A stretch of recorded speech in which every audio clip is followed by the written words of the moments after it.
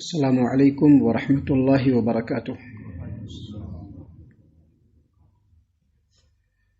اعوذ باللہ من الشیطان الرجیم، بسم اللہ الرحمن الرحیم۔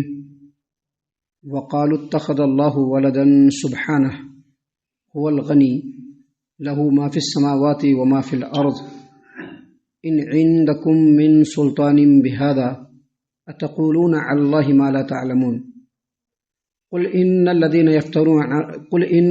يفترون على الله الكذب لا يفلحون متاع في الدنيا ثم إلينا مرجعهم ثم نذيقهم العذاب الشديد بما كانوا يكفرون۔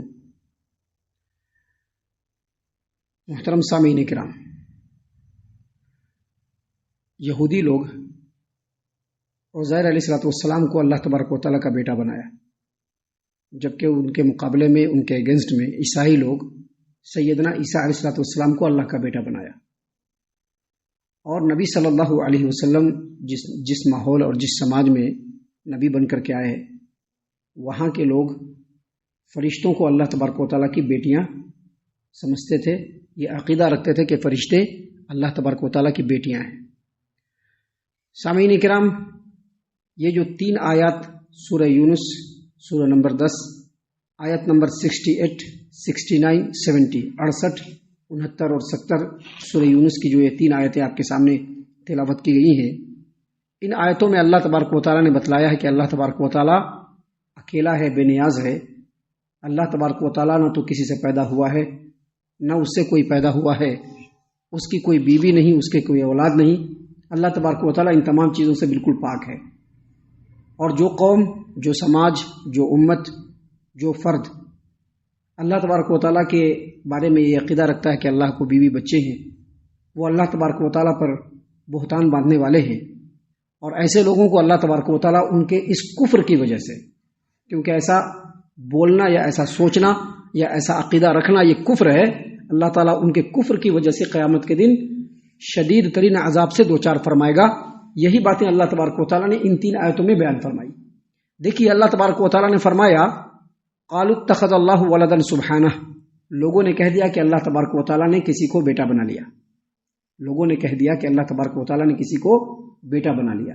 یہ مشرکین مکہ کو ڈائریکٹ مخاطب کیا جا رہا ہے، لیکن اس کے مخاطب عیسائی لوگ بھی ہیں اور یہودی لوگ بھی ہیں، جو یہ کہتے ہیں کہ ہمارا دین سچا ہے، ہمارا دین برحق ہے، ہمارا دین بہت زیادہ لوگوں میں مقبول ہے۔ جو لوگ یہ کہتے ہیں ان کو بھی اللہ تبارک و تعالیٰ نے مخاطب کیا، کیونکہ عیسیٰ علیہ السلام کا بھی رب اور اللہ کون ہے؟ وہی اللہ ہے جو مسلمانوں کا اللہ ہے۔ یہودیوں کا بھی اللہ کون ہے؟ وہی اللہ ہے جو مسلمانوں کا اللہ ہے۔ لہٰذا اللہ تبارک و تعالیٰ نے صرف مشرکین مکہ کو مخاطب نہیں فرمایا، بلکہ یہودیوں کو بھی اور عیسائیوں کو بھی مخاطب فرمایا اور کہا کہ قالوا اتخذ اللہ ولدا سبحانہ، لوگوں نے کہہ دیا کہ اللہ تبارک و تعالیٰ نے کسی کو اپنا بیٹا بنا لیا۔ سبحانہ، اللہ تبارک و تعالیٰ اس الزام سے بالکل پاک ہے۔ وہ الغنی، وہ بے نیاز ہے۔ وہ الغنی، وہ بے نیاز ہے، اس کو کسی چیز کی کوئی ضرورت نہیں ہے۔ دیکھیے، کوئی بھی کسی کو جو بیٹا بناتا ہے اس کی 2 صورتیں ہوتی ہیں۔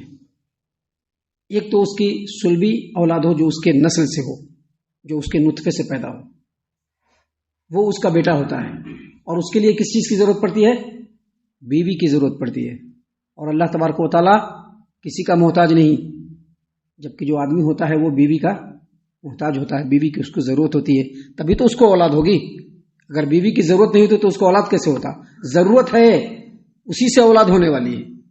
اور اللہ تبارک و تعالیٰ ان تمام چیزوں سے پاک ہے۔ معبود حقیقی کی یہ شان ہے، وہ کسی کا محتاج نہیں ہوگا، وہ کسی کی بھی محتاج ہونے سے بالکل پاک ہوگا، اکیلا ہوگا، یکتا ہوگا، بے مثل ہوگا، قادر مطلق ہوگا، مختار کل ہوگا۔ جو بیوی کا محتاج ہو، جو اولاد کا محتاج ہو، وہ کبھی بھی معبود حقیقی نہیں ہو سکتا۔ اولاد بنانے کی جو دوسری صورت ہے وہ یہ کہ کسی کو ایڈاپٹ کر لیا جائے، گود لے لیا جائے۔ اور گود کیوں لیتے ہیں؟ تاکہ بعد میں ہمارا وارث بنے۔ اللہ تبارک و تعالیٰ تو کبھی بھی ختم نہیں ہونے والا ہے، ہمیشہ سے ہے اور ہمیشہ رہنے والا ہے۔ وہی اخیر میں سب چیز کا وارث بننے والا ہے، پھر وہ کسی کو وارث کیوں بنائے؟ لہذا اللہ تبارک و تعالیٰ ان چیزوں سے پاک ہے۔ اللہ تبارک و تعالیٰ نے فرمایا هو الغنی، وہ بے نیاز ہے، اس کو کسی چیز کی کوئی ضرورت نہیں، اس کو کسی چیز کی کوئی ضرورت نہیں۔ آیت کریمہ کے اگلے اسٹیپ میں اللہ تبارک و تعالیٰ نے ایک اور دلیل بیان فرما دی۔ اللہ نے فرمایا لہو ما فی السماوات و ما فی الارض، جو کچھ آسمانوں میں اور جو کچھ زمینوں میں ہے، جو کچھ آسمانوں میں اور جو کچھ زمین میں ہے، وہ کس کے غلام ہے؟ اللہ تبارک و تعالیٰ کے غلام ہے۔ اللہ کو تو کسی سہارے کی ضرورت نہیں ہے، سب تو اسی کا ہے، پھر وہ اولاد کیوں چاہے؟ اولاد کس کو چاہیے؟ جس کو سہارے کی ضرورت ہوتی ہے۔ آدمی کہتا ہے نا کہ بڑھاپے کا سہارا بنے گا اولاد، ہر آدمی بولتا ہے کہ بڑھاپے کا سہارا بنے گا، ہمارے نسل کو آگے بڑھانے والا بنے گا، ہمارا وارث بنے گا۔ تو اللہ تبارک و تعالیٰ کو تو ان چیزوں کی ضرورت نہیں ہے۔ وَلِلَّهِ مِيرَاثُ السَّمَاوَاتِ وَالْأَرْضِ، آسمانوں اور زمین کی وراثت کس کے لیے ہے؟ اللہ تبارک و تعالیٰ کے لیے، کسی کا نہیں ہے، سب اسی کی محتاج ہے، اس کو کسی سہارے کی ضرورت نہیں، لہذا اس کو اولاد کی بھی ضرورت نہیں۔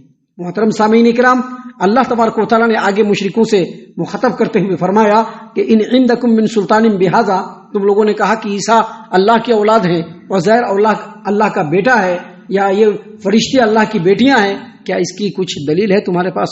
اگر دلیل ہے تو بتلاؤ، اور اگر دلیل نہیں ہے تو اللہ نے فرمایا اتقولون علی اللہ ما لا تعلمون، کیا تم اللہ تبارک و تعالیٰ کے اوپر ایسی بات کہتے ہو جس کا تم کو علم نہیں اور پھر بھی اللہ پر بہتان باندھتے ہو؟ سامعین کرام، اللہ تبارک و تعالیٰ نے فرمایا قل، اے محمد صلی اللہ علیہ وسلم اب کہہ دیجئے، ان الذین یفترون علی اللہ الکذب، وہ لوگ جو اللہ تبارک و تعالیٰ کے اوپر جھوٹ باندھتے ہیں۔ یاد رکھیے، افطرا کا مطلب ہوتا ہی جھوٹ باندھنا ہے، افطرا پردازی کرنا مطلب کسی کے اوپر بہتان باندھنا، لیکن افطرا کے بعد آیت کریمہ میں آگے کذب کا بھی لفظ آیا ہے، جھوٹ کا۔ اس کا مطلب یہ ہے کہ جو لوگ بھی یہ کہتے ہیں کہ اللہ تبارک و تعالیٰ کی اولاد ہے، یہ اللہ تبارک و تعالیٰ کے اوپر بہت بڑا جھوٹ باندھتے ہیں۔ اللہ نے فرمایا قل، اے محمد صلی اللہ علیہ وسلم فرما دیجئے، کہہ دیجئے، ان الذین یفترون علی اللہ الکذب لا یفلحون، بے شک وہ لوگ جو اللہ تبارک و تعالیٰ کے اوپر بڑا جھوٹ باندھ رہے ہیں وہ کبھی بھی کامیاب نہیں ہوں گے، کبھی بھی کامیاب نہیں ہوں گے۔ کیا مطلب؟ دنیا میں تو کامیاب نہیں ہوں گے، آخرت میں بھی کامیاب نہیں ہوں گے، اور اصل یہاں پر مراد آخرت میں کامیابی نہیں ہوگی۔ جو لوگ اللہ کے غضب سے بچ جائیں گے، اللہ کے عذاب سے بچ جائیں گے، اصل میں وہی اصل کامیابی ہے، ہمیشہ ہمیشہ کی کامیابی ہے۔ یہ دنیا میں لوگوں کو، خاص طور سے کفار و مشرکین کو جو بہت کچھ ملا ہوا ہے، اس کی دو وجہ ہے۔ پہلی وجہ یہ کہ جو اسباب ہیں اس پر ان لوگوں نے کنٹینیو محنت کیا ہے، اسی لیے آج اللہ تبارک و تعالیٰ نے ان لوگوں کو دے رکھا ہے۔ دوسرا سبب یہ ہے کہ اللہ تبارک و تعالیٰ نے ان لوگوں کو مہلت دیا ہوا ہے کہ دنیا بھر میں ہی کر لو، دنیا بھر میں ہی کر لو، آخرت میں ملنے والا نہیں ہے۔ اسی لیے دیکھیے اللہ تبارک و تعالیٰ نے یہاں پر کیا فرمایا، قل ان الذین یفترون علی اللہ الکذب لا یفلحون، بے شک وہ لوگ جن لوگوں نے اللہ تبارک و تعالیٰ کے اوپر بڑا جھوٹ باندھا، لا یفلحون، کبھی بھی کامیاب نہیں ہوں گے، کبھی بھی کامیاب نہیں ہوں گے، آخرت میں بالکل کامیاب نہیں ہوں گے۔ متاع فی الدنیا، متاع فی الدنیا، دنیا کی زندگی میں تھوڑا رہ لیں گے، فائدہ اٹھا لیں گے، عیش کر لیں گے، بس یہ دنیا کی زندگی میں۔ یہودی عیسائی آج دیکھ لیجیے آج کے ڈیٹ میں، آج جو دنیا کے جس خطے میں بھی جو ڈرامے چل رہے ہیں اس میں یہودی اور عیسائی کا ہی ہاتھ ہے۔ آج جو فلسطین، اسرائیل، غزہ، اسرائیل، یہ سب کچھ چکر جو چل رہا ہے، یہ سب یہودی عیسائیوں کا ہی کیا دھرا ہے، ان لوگوں نے ہی سارے ڈرامے رچے۔ آج ایک خطے کی انسانیت بے قصور میں ماری جا رہی ہے، بے قصور میں ماری جا رہی ہے، تو یہ سارے کیے دھرے سب ان لوگوں کے ہیں، کیونکہ ان لوگوں کو اس دنیا میں رہ کر کے دنیا کے وسیلے کو، دنیا کے اندر جو چیزیں اس کو، ان لوگوں نے اسے بھرپور فائدہ اٹھایا، اور آج پاور میں ہے، ہر اعتبار سے، مال کے اعتبار سے، دولت کے اعتبار سے، رقبے کے اعتبار سے، بلڈنگ کے اعتبار سے، ہر اعتبار سے وہ لوگ بہت زیادہ جو ہے دنیا کے اندر بالکل چھائے ہوئے ہیں۔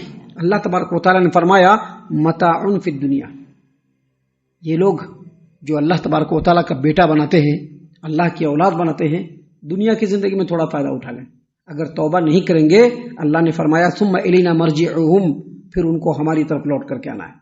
ثم الینا مرجعہم، پھر ان لوگوں کو ہماری طرف لوٹ کر کے آنا ہے۔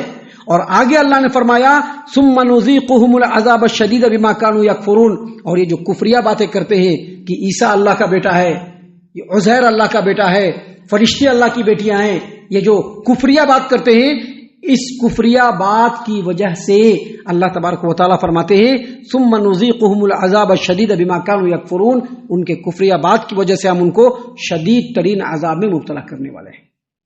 سامعین کرام، اصل یہ ساری باتیں کفار و مشرکین سے کہی جا رہی ہیں، اور یہاں پر یہ بتلایا جا رہا ہے کہ اس طرح کا عقیدہ رکھنا کفر ہے۔